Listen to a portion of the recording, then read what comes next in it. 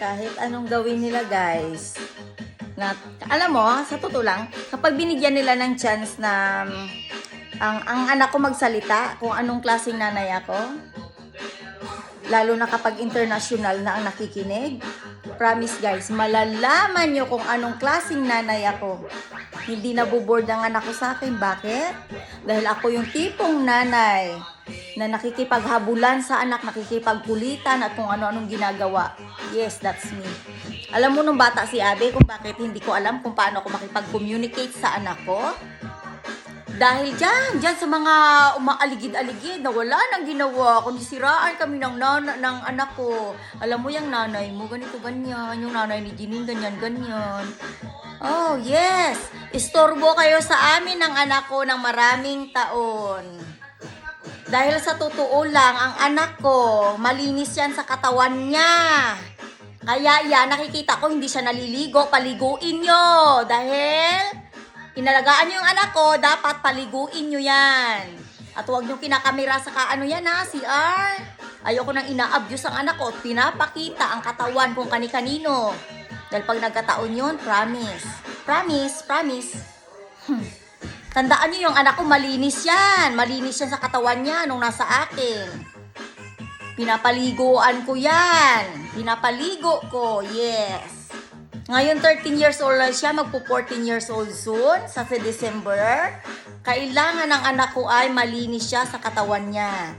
Huwag niyo siyang tinitipid sa tubig dahil yun ang sabi niya na hindi lang daw siya ang nagbabayad ng tubig.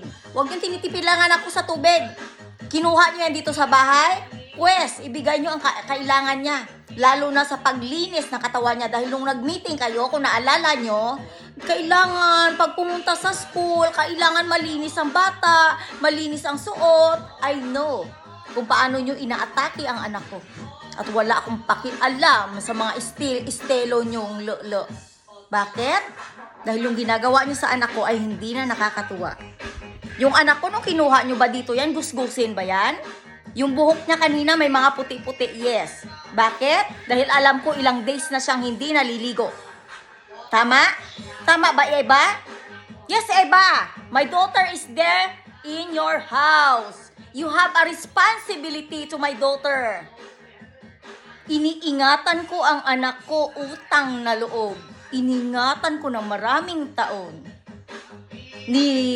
Yung bahay namin, nililinis ko yan. Di bali na magmukha akong maid sa bahay na ito. Makita ko lang na malinis. Tingnan mo. Yan. Ayan ba yung siraulong nanay? Ha?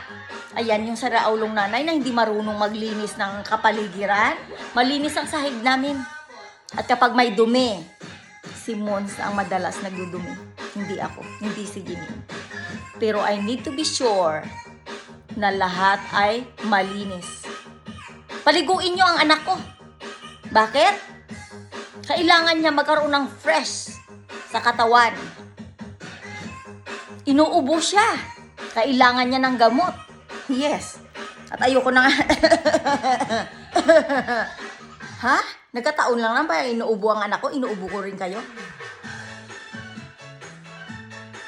Alam mo kung nung bata yan, hindi yan nagkaroon ng asma. Yes, hindi nagkaroon ng asma ang anak ko kung binibigyan nyo agad-agad ng gamot. Pero dahil ano ang katwiran nyo, gagaling din yan. Hindi niya kailangan ng gamot. Hanggang sa lumala ang anak ko. Yung ubo niya, lumala. Yung hindi na parang alam mo yun. Alam mo, nagbigay din sila ng gamot. Yung ini-spray, alam mo yun, yung ginaganon-ganon. Yes. Natanggal din yun. Pero ngayon may ubo ang anak ko. Yung ipin niya, nakikita ko, hindi siya napadpad sa dentist na kailangan ay napadpad siya ng dentist. Nananadya ba kayo sa akin? Pinapakita nyo ba talaga na dugyot ang anak ko para mainis ako sa inyo?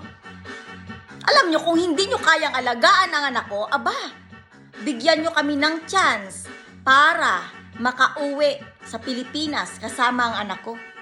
Diba? Dahil yung anak ko, hindi ko pinangarap yan na magmukhang gusgusin sa country nito. Tandaan niyo yan. Dahil nung nagtatrabaho ako, bago ako bumili ng gamit para sa sarili ko, I need to be sure na yung anak ko ay mayroong gamit Yes, bumibili ako para sa sarili ko, pero pinapipili ko muna siya kung anong gusto niya. Ganyan ako. Pero kapag ayaw ng anak ko, hindi ko yung pinipilit. Kaya napupunta sa akin ang damit. Kaya intindihin nyo ha. Intindihin nyo na kinuha nyo sa poder ko ang anak ko. Kailangan gusto ko makita na malinis ang anak ko araw-araw.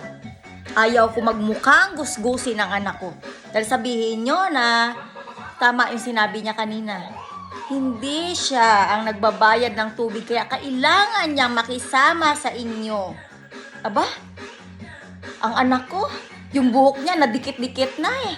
Halata na hindi nakaligo ng ilang araw dahil nakikita ko may dandruff na ang ulo niya. Nakakainis, no? Ano ba, gusto mo ba yung apo mo maging gusgusin?